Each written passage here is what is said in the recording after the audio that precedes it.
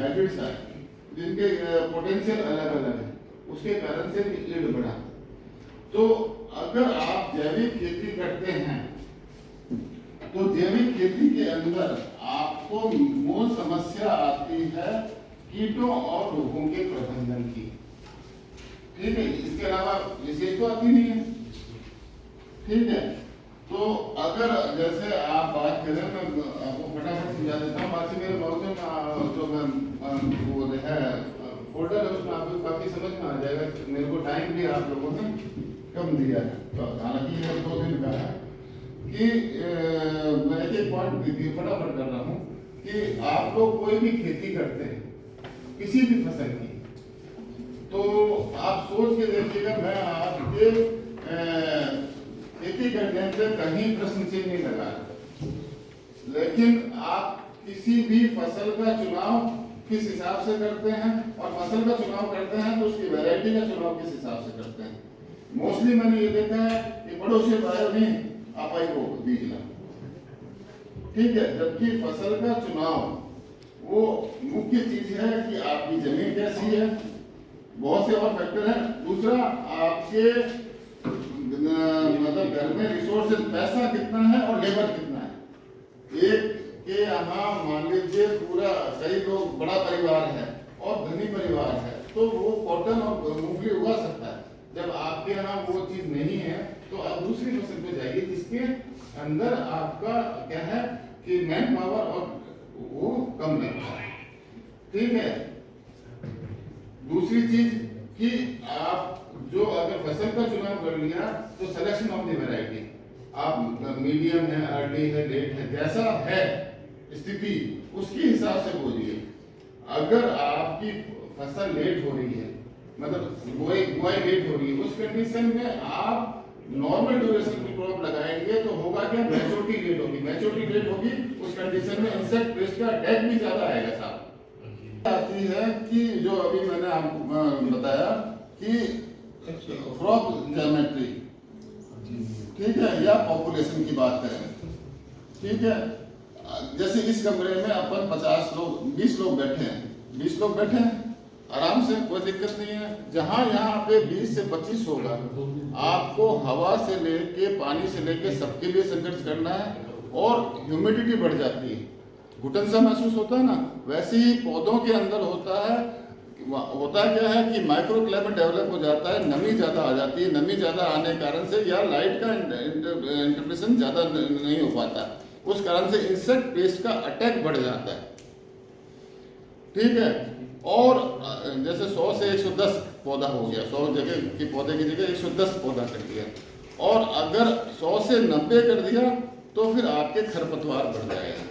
तो आपको plant population maintain रखना है और सही टाइम पे बुआई करना है। और तीसरा चीज ये है कि आपको सीड ट्रीटमेंट करना है। सीड ट्रीटमेंट में ऐसा नहीं है कि इंसेक्टिसाइड पेस्टिसाइड का यूज करना है, बहुत से ऐसी चीजें हैं ऑर्गेनिक वे में जिसमें आप इंसेक्टिसाइड पेस्टिसाइड उससे ऑर्गेनिक वे से करते हैं, उस कंडीशन में आपके रोग मिनिमम से मिनिमम ही लगेगा। ऑर्गेनिक फार्मिंग जैसे कोई अगर आप लोग कर रहे हैं तो किसी की कोई विशेष समस्या हो इंसेक्टिसाइड पेस्टिसाइड के अलावा, तो वो कोई अगर है किसी की तो वो पता है, कोई कर रहा है, क्या समस्या है? कड़क में ज्यादा रोग ही आते हैं, तेले का ज्यादा समस्या आती है। तो ये चीज मैंने आपको बताया ना, selection of the variety, selection of the crop और टाइमली सोइंग। सोइंग के अंदर आपको एक चीज और ध्यान रखिएगा, ठीक है ना, कि एडुकेट डेप्थ पे बोलना जरूरी है। अगर आप तारीख कौन सी हो, 11वें महीने की, हम तो जैसे आपने वैसा वैरायटी कौन सी ली ना, इसमें अर्ली मीडियम लेट भी है। अगर अर्ली को लेट लगा दिया, लेट को अर्ली लगा दिया तो भी एक समस्या आएगी साहब, ठीक है, समझ गए। एक चीज और, अगर आपने गहराई पे नहीं, मतलब बराबर गहराई पे नहीं बोया तो जमीन उथला रह जाएगा, पौधा उथला रह जाएगा। पौधा उथला रह जाएगा तो रूट का डेवलपमेंट ढंग का नहीं होगा। आदमी अगर कमजोर है तो उसमें रोग इंसेक्ट पेस्ट का अटैक ज्यादा आएगा, ये आपको ही मालूम है। जो शरीर से मजबूत रहेगा उस पे आप भी जानते हैं रोग नहीं लगेगा। मानते हैं? नहीं, जैसे हम तो 1482 बेचते हैं जी, जो अच्छी वैरायटी 11वें महीने की 15 तारीख 1482 तो मैं आपको क्या है कि मैं बीच में रह के बता देता हूँ, ज़्यादा अच्छा मेरी आवाज़ ठीक है ना साहब, कि 1482 दो चीज़ है। जिस किसी भी फसल के अंदर, मेरी बात ध्यान से रखिए, कि अगर उपज ज़्यादा है, उसमें न्यूट्रिएंट मतलब गुण ज़्यादा है, तो उस कंडीशन के अंदर उसमें समय अवधि ज़्यादा लगेगी। शॉर्ट ड्यूरेशन में, जैसे मेरा एक स्लोगन है, भैंस को आम खिला के मैंगो शेक की उम्मीद मत करो, कि भैंस दूध तो दे रही थी, अब सीधे मैंगो शेक की देगी, ठीक है ना। तो क्या है कि जब वो उसमें गुण कितना अच्छा है, उसके दाने का वजन देखा आपने, और आपको 10 से 15 मतलब क्या कहते हैं 2 रुपए किलो ज्यादा मिलता है ना साहब, तो कुछ गुण है तभी है, तो उसके ड्यूरेशन ज्यादा है, then you go for not less than, मतलब सॉरी गलती होगी बच्चों को पढ़ाते पहले अक्टूबर लास्ट में बीज दो आप। ज्यादा गिनती से जैसे गर्मी बढ़ रही है तो भी दिक्कत आ रही है। गर्मी बढ़ रही है, दैट्स कॉल्ड फोर्स मैच्योरिटी साहब, दैट्स कॉल्ड सडन, फिर इंग्लिश में बोल रहा हूँ तो आप, मैं हिंदी में भी सुना, that's called force maturity, sudden temperature rise in the month of the March and April, therefore the crop suppress and the seed become wrinkled. आपका जो बीज है वो झुर्रीदार हो जाता है। झुर्रीदार होने से क्या होता है कि 100 दानों का वजन या 1000 दानों का वजन हल्का होता है, उस कंडीशन में आपको रेट नहीं मिलता, वजन कम होता है ना। और कड़क के कंडीशन में आपको बताऊं, ये हीट रेजिस्टेंस, ये तो हो गया फोर्स मैच्योरिटी, ये इस जनवरी के महीने में 15 जनवरी के लगभग अगर टेम्परेचर जो गार्डेन टेम्परेचर है जिसको जो उसको चाहिए, उससे 1 डिग्री ऊपर या 1 डिग्री नीचे रहता है, तो एक दिन में 1 हेक्टेयर में 4 बीघा में 20 किलो का कमी आती है। तो ये सब चीजें आपको बहुत, एक दिन में 4 बीघा हेक्टेयर की बात कर रहा हूँ, तो ये हो सकता है मेरे से बोलने में गलती भी आ जाए, तो आप अगर कमी तो आती है इसमें नहीं, क्योंकि आदमी जान है गलती होगी, और जो काम करेगा उससे गलती होगी, जो करेगा ही नहीं उससे कोई गलती नहीं, ठीक है। तो इस सब चीज को मिनिमाइज करने के लिए देखिए, अगर किसी भी फसल को कोई, जैसे मैं लेडीज भी बैठी है तो मैं मतलब थोड़ा सा ये रफ एग्जाम्पल है, मैं कोई चीज बताता हूँ कि अगर मतलब तंदुरुस्त माँ है या कुपोषण की शिकार माँ है, तो अगर बच्चा है तो उसका 2 आंख होगा ही होगा, 2 टांग होगी, तो कुछ चीजें होती है जेनेटिक, ठीक है। तो केवल इरिगेशन, फर्टिलिटी और टाइम ऑफ सोइंग, इसी से ही जो उसकी जो बड़ी बालियां है ना, उसमें दानों की संख्या है ना वो कम ज्यादा हो सकती है, बाकी किसी भी कारण से दानों में संख्या कम नहीं होगी। तो आप इन सब चीजों को मेंटेन रखेंगे, दाना पूरा आएगा। ये गेहूं के अंदर 3 रो चलते हैं, ठीक है, 3 रो चलते हैं, और एक रो में जो स्पाइकलेट्स हैं, जो 3 दाने निकलते हैं, उसमें हमेशा देखना 3 ही होंगे, और वो 7 से लेके 9 ही होंगे, ठीक है ना। ऊपर वाला जो पोर्शन है वो अनफर्टाइल रह जाएगा, ठीक है, अच्छा रहेगा ना।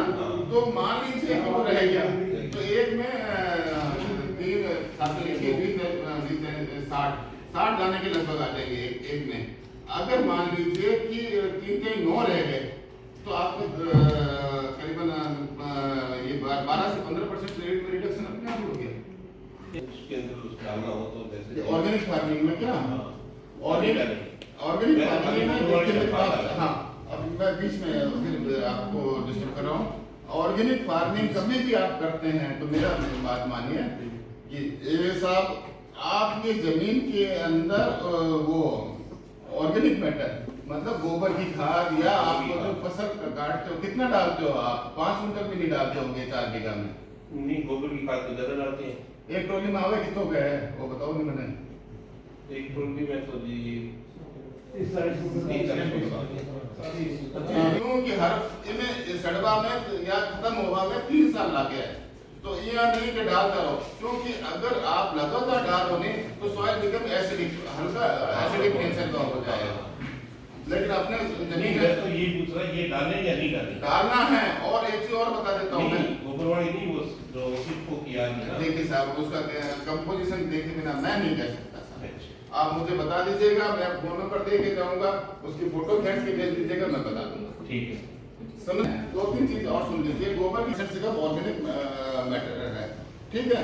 उस कंडीशन में होता क्या है कि आप जो भी चीज दे रहे हैं ना जमीन में, चाहे खाद दो चाहे दवाई दो चाहे कुछ भी दो, वो अवेलेबल नहीं होता। वो सॉइल के जो माइक्रो ऑर्गेनिज्म है वो अनअवेलेबल से अवेलेबल कराते हैं। अब वो जो ऑर्गेनिक मैटर है उसी पे वो जिंदा रहते हैं। आपने डालने का दो तरीका है साहब, या डाला और ऊपर की जमीन में मिला दिया।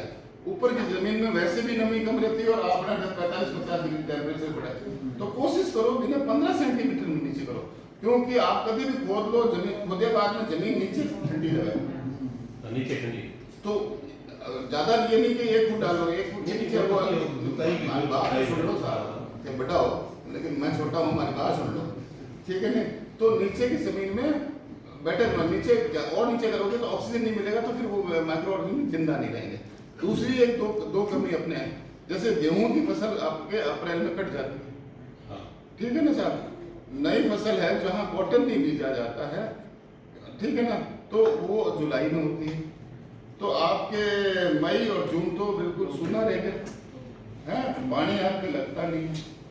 उस कंडीशन में उसको वो जिंदा कैसे रहेगा, वो सारे मर जाएंगे।